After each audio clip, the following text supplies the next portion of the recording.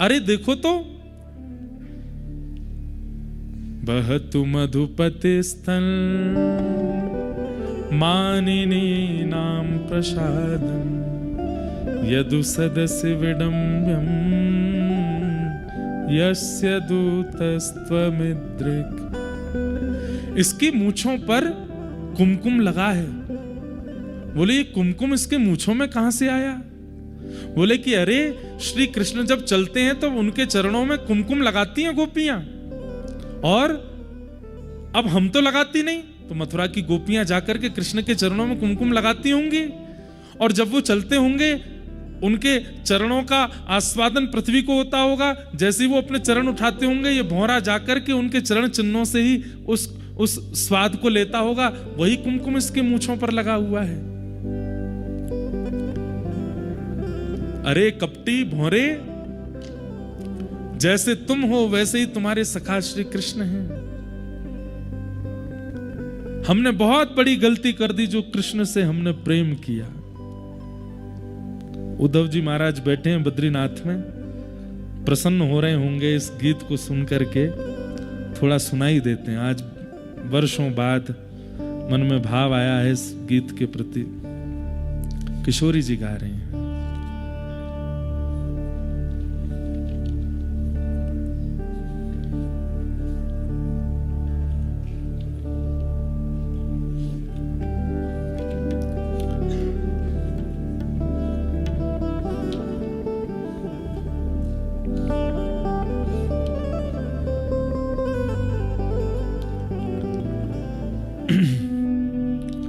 सकृदधर सुधां स्वां मोहिनीं पाययित्वा सुमनसैव सद्य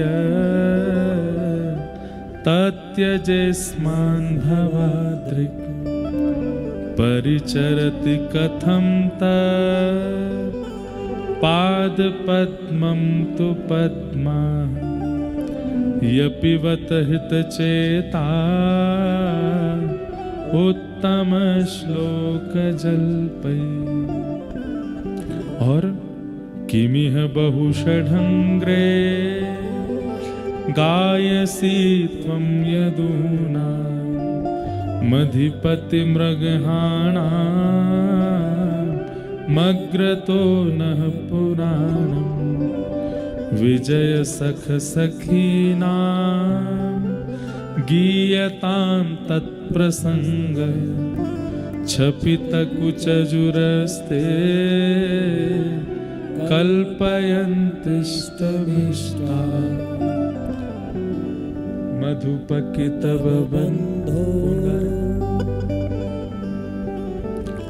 मैंने कही उद्धव जी गाने लगे कपास में आके। अरे भौरे,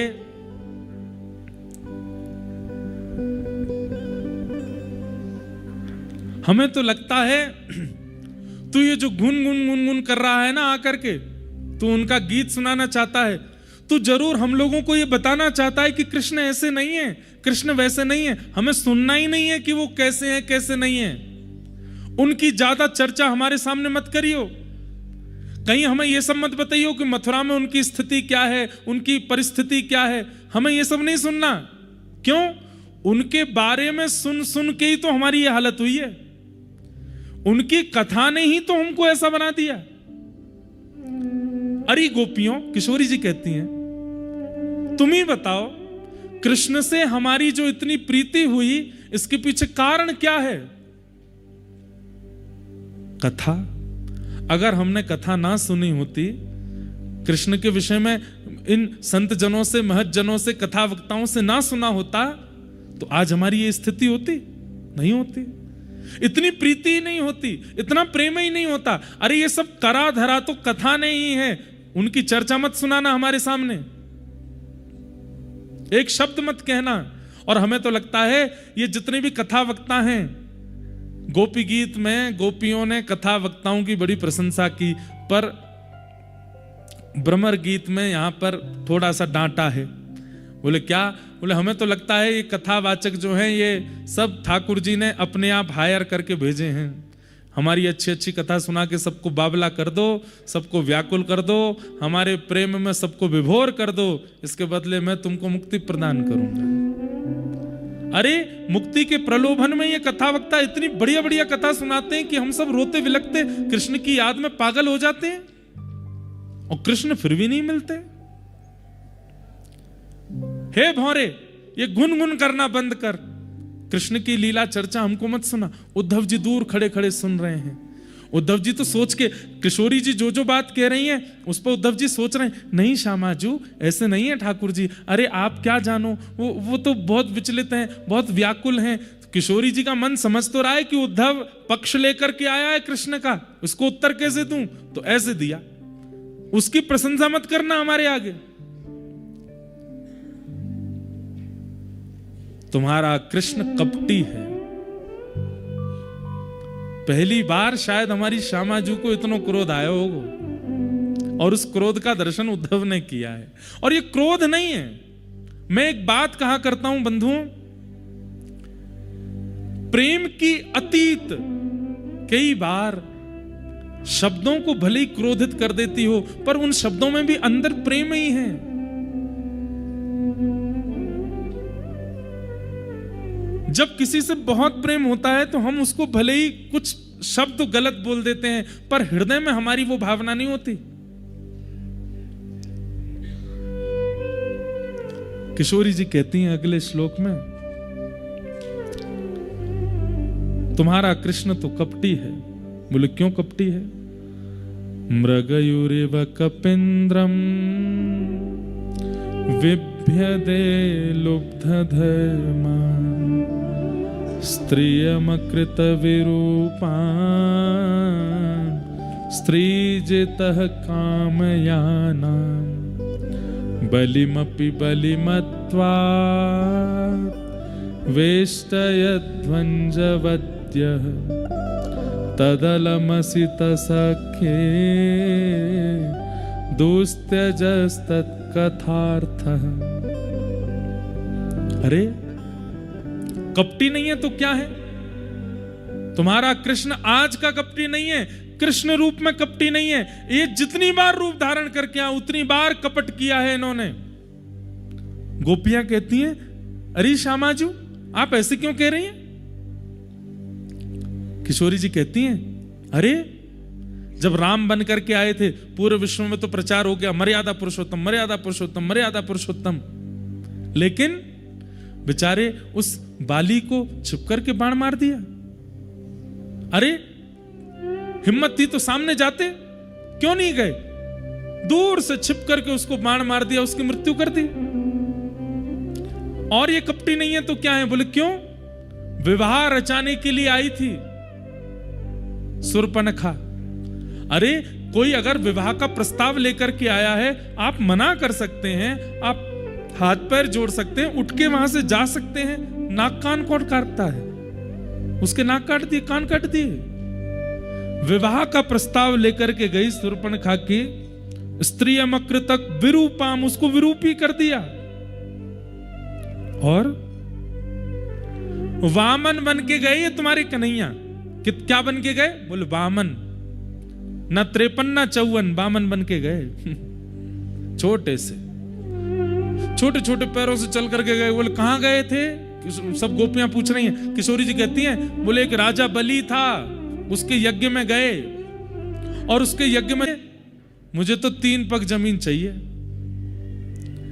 त्रिलोकी का साम्राज्य जिसके पास, वो राजा बोला महाराज और मांग लीजिए, कम से कम 3-4 एकड़ तो मांग लीजिए। मैं तो 300 देना चाहता हूं, 300 एकड़ ले लीजिए। नहीं नहीं, 3 पग जमीन चाहिए। बोले भगवान आपको मांगने में लज्जा नहीं होगी, मुझे देने में बहुत होगी। और उसमें भी पता है तुम्हारे कपटी कृष्ण क्या बोले? बोले क्या बोले? अपने पैरों से नापूंगा 3 पग। छोटे से बन के गए थे, बोले अपने पैर से नापूंगा। किशोरी जी सुना रही हैं, सब गोपियां सुन रही हैं। एक गोपी बोली फिर क्या हुआ? बोले फिर क्या? हट में आ गए, बोले अपने पैरन से नाप के लूंगो। माखन चोर कन्हैया जितने बड़े ना, इतने बड़े थे वामन, वो गए, बोले अपने पैरों से। तो गोपियां बोले उनके पैर तो नेक नेक से। बोले आगे सुनो तो किया क्या? बोले क्या किया? बोले जैसे ही बलि ने संकल्प के लिए जल हाथ में लिया तो उनके गुरुजी ने फिर भी रक्षा की। शुक्राचार्य जी आकर के जल की तंतु में बैठ गए कि कहीं संकल्प ही ना हो, क्योंकि शुक्राचार्य जी को तो पता था कि ये साक्षात भगवान है, ये कुछ छल करेंगे। बोले फिर क्या किया? बोले कुशा निकाल करके तंतु में डाला, शुक्राचार्य जी की एक आंख पधार गई, जल ले लिया हाथ में और संकल्प लेते ही 3 पग जमीन का संकल्प लेते ही विराट हो गए। 2 पग से तीनों लोक नाप लिए। तीसरा पग देने के लिए बलि के पास कुछ नहीं बचा। वासुकी नाग को आज्ञा कर दी, जाओ बलि को बंदी बना दो। इसने 3 पग जमीन देने के लिए वरदान दिया था, मैंने 2 पग से तीनों लोक नाप लिए, तीसरा पग कहां रखूं? अरे बहनों, ये कन्हैया का आज का स्वभाव नहीं है, ये तो पहले से ही ऐसे हैं। दूर खड़े उद्धव कुछ कह नहीं पा रहे हैं और मन में विचार कर रहे हैं कि मैं जिनको गोबर थापने वाली, मैं जिनको दूध काटने वाली और सामान्य सी गोपियां समझ रहा था, ये तो भगवान के जन्म जन्मांतरों की लीला जानती हैं, इनको तो सब पता है। अब मैं इनसे क्या कहूं?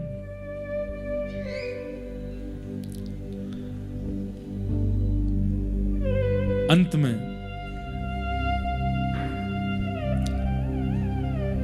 सब सखियां बोली, हे किशोरी जी, आप इतनी उग्रता में बोल रही हैं, इतना आप बोल रही हैं, कहीं इस भौरे ने जाकर के कन्हैया को सुना दिया तो?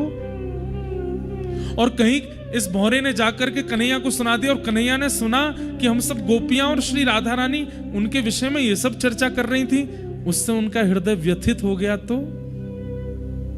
तुरंत किशोरी जी व्याकुल हो गई और व्याकुल होकर के अपने कहे हर शब्द का निदान बताने लगी। अरे उन्होंने बलि को छुपके ऐसे थोड़ी मारा, उसके पीछे कारण है। बोले क्या? बोले भाई, बलि के सामने जो आता था उसका सारा बल बलि के अंदर आ जाता था। कहीं राम रूप में ये बलि के सामने चले जाते तो इनका सारा बल बलि में जाता तो बलि की मृत्यु तो वैसे ही हो जानी थी। और अंत में जो चर्चा प्रभु श्री राम को करनी थी बलि के साथ, वो चर्चा ना हो पाती, इसलिए छुप करके मारा ताकि इसके प्राण निकले तो थोड़ी चर्चा हो, नहीं तो सामने पहुंच जाते तो ठाकुर जी का तेज कोई अपने अंदर धारण कर सकता है? बलि की मृत्यु हो जाती, इसलिए छुप करके मारा। अरे वो शूर्पणखा के नाक कान ऐसी थोड़ी काट दिए थे, उसके पीछे कारण था। बोले क्यों? अरे उसने पराम्बा जगदम्बा श्री सीता जी को निशाना बना लिया था। वो कह रही थी अगर मुझसे ब्याह करो, अच्छा ब्याह नहीं करोगे, इसके कारण मुझसे ब्याह नहीं कर रहे हो, मैं इसका वध कर दूंगी। जैसे ही वध के लिए गई सीता जी की ओर चरण बढ़ाए, ये तो हमारे पुरुषोत्तम प्रभु श्री राम की करुणामयी कृपा है। उन्होंने तुरंत जैसे ही लक्ष्मण जी के पास जा रही है, इनके पास आ रही, तब तक कुछ नहीं कहा, लेकिन अपनी प्रियसी के पास जाते हुए संकट को देखा तो उसके नाक कान काट दिए। ये तो प्रियजनों की रक्षा करते हैं।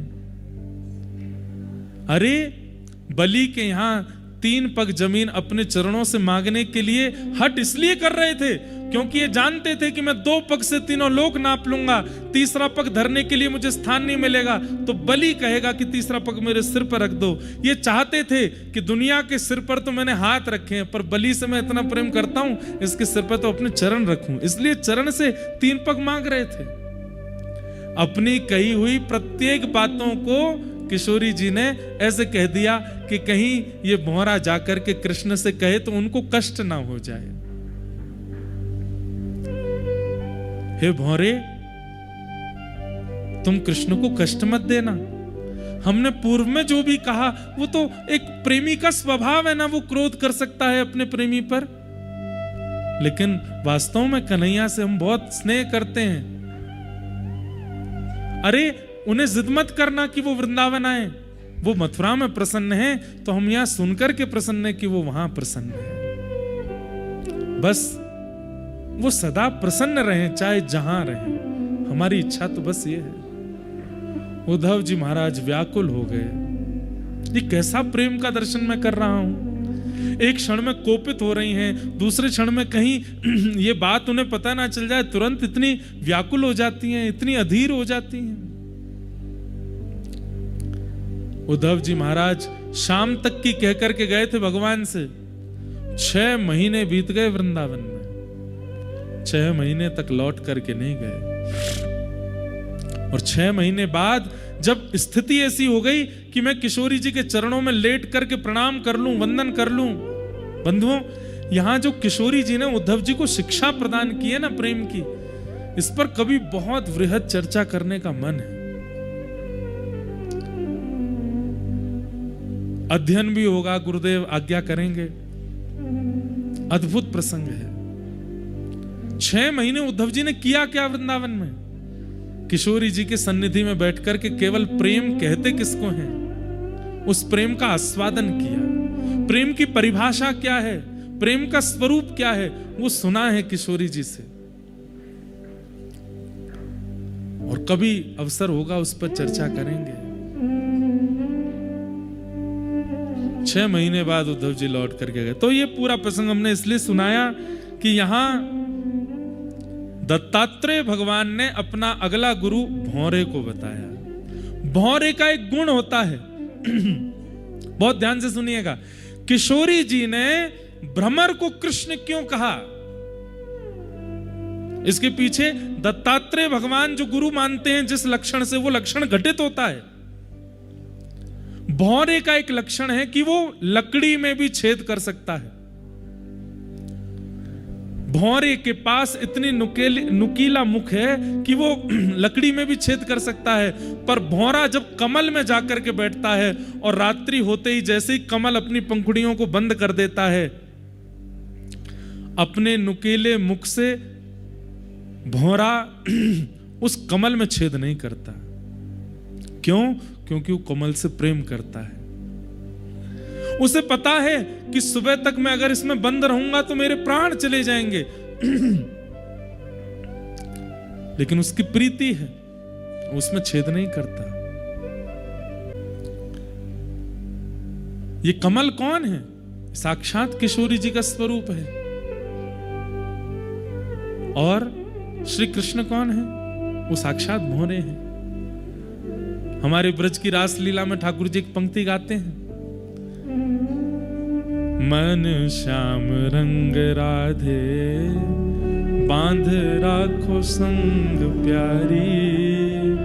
मन श्याम रंग राधे बांध राखो संग। कहाँ जाएगी पतंग तेरे हाथ में है डोर। कहाँ जाएगी पतंग तेरे हाथ में है डोर रे। ओ बन नाचे नटनी को वाली नंद को किशोर। बन नाचे नटनी को वाली नंद को किशोर। सदा अधीन रहते हैं किशोरी जी के ठाकुर जी, जिस प्रकार कमल के अधीन भौरा रहता है, इसलिए भ्रमर को कृष्ण रूप बताया वहां किशोरी जी ने। आज दत्तात्रेय भगवान कह रहे हैं मैं अपना अगला गुरु भ्रमर को मानता हूं। क्यों? क्योंकि वो सब जगह से रस इकट्ठा करता है, किसी भी स्थान पर जाता है और जाता भी उसी स्थान पर है जहां रस हो। जहां नीरस स्थान होता है वहां भौरा नहीं जाता। आपको कोई कितना भी लोभ प्रलोभन दे दे, वहां चलो वहां चलो वहां चलो, लेकिन पता है कि वहां पर भगवत संबंधी कोई क्रिया नहीं, भगवत संबंधी कोई आस्वादन नहीं, भगवत संबंधी कोई चर्चा नहीं होनी है, तो हम जाके क्या करें? हम तो वहां जाएंगे जहां ठाकुर जी की लीला हो, ठाकुर जी के दर्शन हो, ठाकुर जी का मंदिर हो, ठाकुर जी का प्रसाद हो, ठाकुर जी की कथा हो। ये भौरे से मैंने सीखा कि वो केवल रस युक्त स्थान पर ही जाता है और वहां से रस का आस्वादन करता है। केवल रस युक्त स्थान पर बैठ नहीं जाता, रस को सिंचन करता है, अपने अंदर धारण करता है। भौरा आपको और कहीं नहीं दिखेगा। वो सदा रसीले स्थान पर ही आपको दिखेगा। मैंने भौरे से सीखा कि जहां सत्संग है, हरि चर्चा है, जहां हरि की वाणी, हरि भाव चल रहे हैं, वहां भौरा भ्रमण करता है। मैंने भौरे से सीखा कि जहां हरि चर्चा आदि चल रही हो वहीं रहो और कहीं नहीं जाना है। ये मैंने भौरे से सीखा। मैंने अगला गुरु बनाया अपना मधुमक्खी को। मधुमक्खी को गुरु क्यों बनाया? बोले भौरे में और मधुमक्खी में अंतर यह है कि मधुमक्खी, भौरा केवल पुष्पों के पास जाता है, पर मधुमक्खी गलत स्थान पर गंदे कूड़े में भी जाती है और वहां से भी रस ले आती है। मैंने पहले तो गुरु भौरा को बनाया था, लेकिन बाद में जब मैंने मधुमक्खी को देखा तो उनको भी अपना गुरु बनाया। क्यों? क्योंकि ये पुष्पों से भी रस लेती हैं और गलत स्थान, गंदे स्थानों से भी रस ले आती हैं। मतलब मैंने मधुमक्खी से यही सीखा कि रस केवल पुष्पों में नहीं है, सब जगह है। बस उस रस को प्रकट करने वाला होना चाहिए, उस रस को निकालने वाला होना चाहिए। रस तो सब जगह है।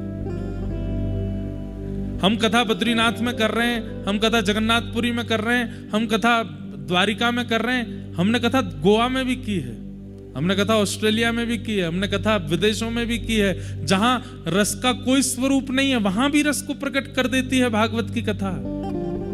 मैंने मधुमक्खी से सीखा कि भौरे के गुरु में तो एक प्रकार से एक भाव था कि एक स्वच्छंद, एक व्यवस्थित स्थान पर ही रस है, पर मैंने मधुमक्खी से सीखा कि रस तो सब जगह है, बस निकालने का गुण होना चाहिए। मैंने अपने अगले गुरु से यह सीखा। उसके बाद मेरे अगले गुरु बने हाथी। हाथी को गुरु बना करके मैंने सीखा कि ये त्वचा, ये अपने आकर्षण में हमको कई बार गलत गलत स्थानों पर ले जाती है और कई बार स्त्री संग, पुरुष संग, पर पुरुष पर स्त्री के प्रति हमारा आकर्षण बनाती है। हाथी से मैंने सीखा कि चमड़ी चाहे पतली हो चाहे मोटी हो, पर होती वो चमड़ी ही है। लकड़ी की हथनी बना करके अगर आप खड़ा कर दें और नीचे गड्ढा कर दें, हाथी दूर से देख करके दौड़ेगा हथनी की ओर। तब मैंने हाथी को गुरु बना करके सीखा कि इंद्रियों में त्वचा पर कभी विश्वास नहीं करना। ये अपने सुख के लिए हमें कहीं भी ले जा सकती है, किसी का भी स्पर्श कराने पर मजबूर कर सकती है। इसलिए मैंने हाथी से सीखा कि अपनी त्वच इंद्रिय से सावधान रहना है। क्यों? हमारी तो पतली है, हाथी की तो इतनी गाढ़ी मोटी होती है, वो नहीं बच पाता तो हम कैसे बचेंगे? मैंने हाथी से सीखा। मैंने अगला गुरु बनाया शहद निकालने वाले को। देखो ये कैसे कैसे गुरु बना रहे हैं दत्तात्रेय भगवान। यदु एक बार मैं एक वन में भ्रमण कर रहा था, तभी मैंने देखा कि एक मधुमक्खी ने खूब सुंदर छत्ता बनाया और एक मधुहार उसके ऊपर चढ़ता है और जाकर के उस मधुमक्खी के पूरे छत्ते को निकाल करके ले आता है। महाराज इससे आपने क्या सीखा?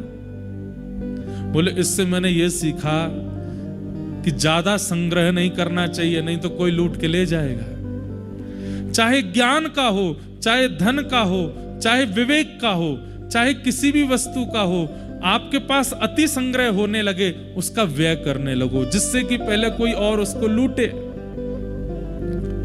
मधुमक्खी इतना प्रयत्न करती है, सब जगह से रस इकट्ठा करती है। उसका ये गुण है कि वो सब जगह से रस ले लेती है, पर उसका ये अवगुण है कि वो उसको एक जगह इकट्ठा करती रहती है, किसी को देती नहीं है।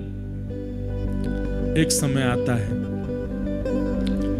जब बहुत संग्रह हो जाता है किसी के पास, ये निश्चित है कि एक दिन वो संग्रह घटेगा, कोई उसे ले जाएगा। इसलिए मैंने मधु निकालने वाले से सीखा कि ज्यादा संग्रह करोगे तो एक दिन ऐसे ये हमारा भी कुछ ले जाएगा। इसलिए बांटते चलो, देते चलो, प्रदान करते चलो। अपने पास सब कुछ रखने की आवश्यकता नहीं। ये मैंने इनसे सीखा। अगली गुरु बनी मेरी हिरन। जैसा कि पहले बताया कि हिरन स्वर सुनकर के मृत्यु के काल रूप में चली जाती है, तो कानों पर भी विश्वास मत करो। उसके अगला गुरु बनाया मैंने मछली को, मीन को। मछली की जीभ कच्ची होती है, कांटे में कोई वस्तु लगा करके शिकारी फेंकता है और मछली बिना कुछ सोच विचार किए दौड़ करके जाती है और उसको अपने मुख में ले लेती है। कांटा मछली में लग जाता है, उसकी मृत्यु हो जाती है। बंधुओं, एक बात कहें आपसे, श्रीमद् भागवत में स्वयं भगवान कृष्ण कहते हैं आंखों को संभालने की जरूरत नहीं है, कानों को संभालने की जरूरत नहीं है, हाथों को संभालने की जरूरत नहीं है, पैरों को संभालने की जरूरत नहीं है, त्वचा को संभालने की जरूरत नहीं है। इन सब का कंट्रोल एक जगह से होता है, उसको संभाल लो। किसको? जीव को। जितम सर्वम जिते रसे, अपनी रसना को जीत लो, अपनी जिह्वा को जीत लीजिए। लूली बाई इनका नाम हमने रखा है। इनमें एक भी हड्डी नहीं है, पर अपनी सारी हड्डी तोड़वा सकती हैं। व्यक्ति की सारी हड्डी तोड़वानी हो, हाथों को कुछ नहीं करना, आंखों को कुछ नहीं करना, बस ये लूली बाई कुछ बोल दें, सामने वाला बोलेंगी ये, पर लगेगी सबको। तो इसलिए सब इनसे डरते हैं। 32 दांतों के बीच में रहती हैं, पर दांत भी कहते हैं, बोले हे देवी मैया ज्यादा मत बोला करो, काट जाएंगे तुमको। बोले तुम काटो तो ऐसा कुछ बोल दूंगी मैं, एक मुक्का पड़ेगा तुम में से 2-4 तो स्वाहा हो जाएंगे। भगवान कहते हैं अपनी समस्त इंद्रियों को अगर आप वश में करना चाहते हो तो अपनी रसना को वश में कर लो, रसना को वश में कर लो। बंधुओं, नाम जप भगवत प्राप्ति कराता है, ये बात तो सिद्ध है, पर उससे पहले नाम जप रसना को योग्य बनाता है। नाम का आस्वादन अगर इस रसना पर लग गया तो इस रसना से और कुछ भाएगा नहीं। भगवान कहते हैं कि बस रसना को जीत लो। अपनी जीव पर जिसने वशीकरण कर लिया, जीव को जिसने जीत लिया, उस व्यक्ति का कोई कुछ नहीं बिगाड़ पाएगा इस संसार में। तो मैंने अपना अगला गुरु किसको बनाया? मछली को। अब मैं जल्दी जल्दी बोल रहा हूं, गिनती आप कर लेना। उसके बाद मैंने अगला गुरु बनाया एक वैश्या को। यह सुनते ही यदु महाराज बोले भगवान, कबूतर को बनाया, अजगर को बनाया, हाथी को बनाया, मधुमक्खी भौरा को बनाया, ये सब तो मैं सुनता गया, वैश्या नहीं छोड़ी आपने। वैश्या को गुरु बना करके आपने क्या सीखा? यदु महाराज कहते हैं एक पिंगला नाम की, दत्तात्रेय कहते हैं एक पिंगला नाम की वैश्या, वो सुबह सुबह उठ करके अपना श्रृंगार करती है और श्रृंगार करके पूरे दिन प्रतीक्षा करती है, आज मेरे से कोई मिलने आएगा। पर संध्या होने पर भी कोई उससे मिलने नहीं आता। 3-4 दिन व्यतीत करने के बाद उसके मन में चेतना जगती है, मैंने इतना श्रृंगार किया, इतना स्वयं को सजाया, किसके लिए? इन संसार के भौतिक वस्तुओं के लिए, भौतिक जीवों के लिए। यदि इतना श्रृंगार ठाकुर जी के लिए करती तो ठाकुर जी आ गए होते। उसने जैसे ही अपना श्रृंगार ठाकुर जी के भाव से किया, ठाकुर जी प्रसन्न होकर के उसको प्राप्त हो गए। तभी से मैंने उसको अपना गुरु बना लिया कि भाई जीवन में किसी की प्रसन्नता के लिए कोई भी क्रिया मत करो, केवल हरि रीझें ये भावना रख करके क्रियाएं करो। वस्त्र भी धारण इसी भाव से, जिन भेषा मारो सांवरो रीझे, मैं सो ही भेष धरूंगी बाला, मैं बैरागन हूं। ये मैंने पिंगला से सीखा। तुम जब आए थे प्रहलाद के साथ, यदु महाराज को बोलते हैं दत्तात्रेय जी, तो मेरी स्थिति देख करके तुम बोल रहे थे ये कैसे हैं? दिगंबर, दिग मतलब वस्त्र, अंबर यानी कि आकाश। आकाश ही जिनके वस्त्र हैं, जो वस्त्र पहनते ही नहीं है उनको दिगंबर कहते हैं। मैं दिगंबर हूं, पर ऐसा नहीं है कि मैं हमेशा दिगंबर रहता हूं। कभी मेरी इच्छा होती है तो मैं वस्त्र भी पहन लेता हूं, कभी मेरी इच्छा होती है तो मैं इत्र भी लगाता हूँ, कभी मेरी इच्छा होती है मैं मुकुट भी धारण करता हूँ, कभी मेरी इच्छा होती है तो मैं निर्वस्त्र रहता हूँ। क्यों? क्योंकि ये सारी मेरी इच्छाएं जो हैं ये हरि इच्छा है। ये मैंने पिंगला से सीखा। मेरे जीवन की कोई भी क्रिया मैं किसी और के लिए और अपने सुख के लिए नहीं करता। मेरे सुख के स्थान पर ठाकुर जी बैठे हैं, मैं उनके सुख का विचार करके क्रिया करता हूं। इसलिए मैंने अपना अगला गुरु बनाया वैश्या को। हाँ हाँ, बाईसा का पद गा लीजिए। हो बाला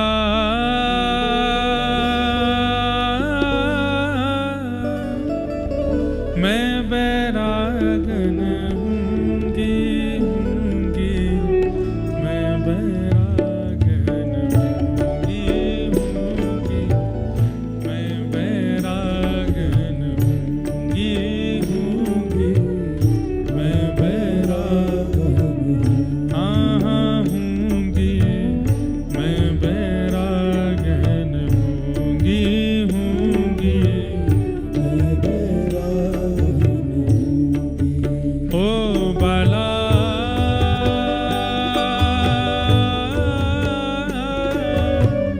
मैं बैरागन हूँगी, मैं बैरागन हूँगी, मैं बैरागन हूँगी, मैं बैरागन हूँगी, मैं बैरागन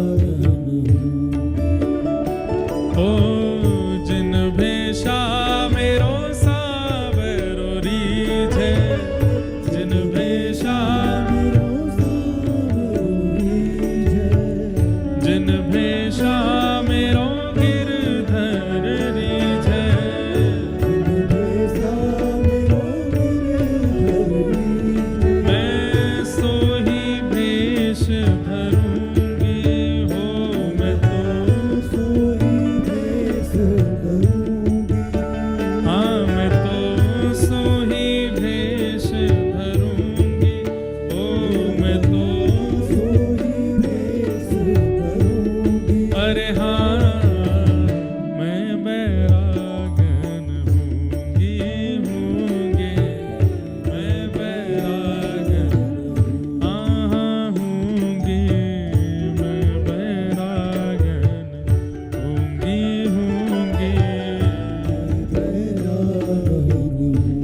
बोलो बद्री विशाल भगवान की।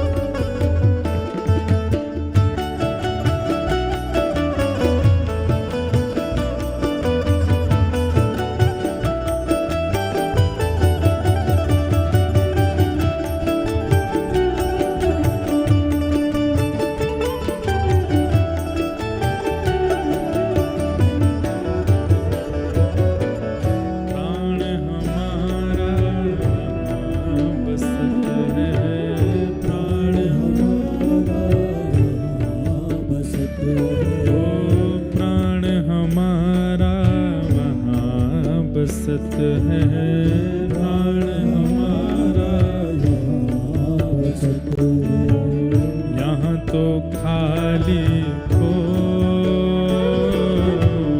यहाँ तो खाली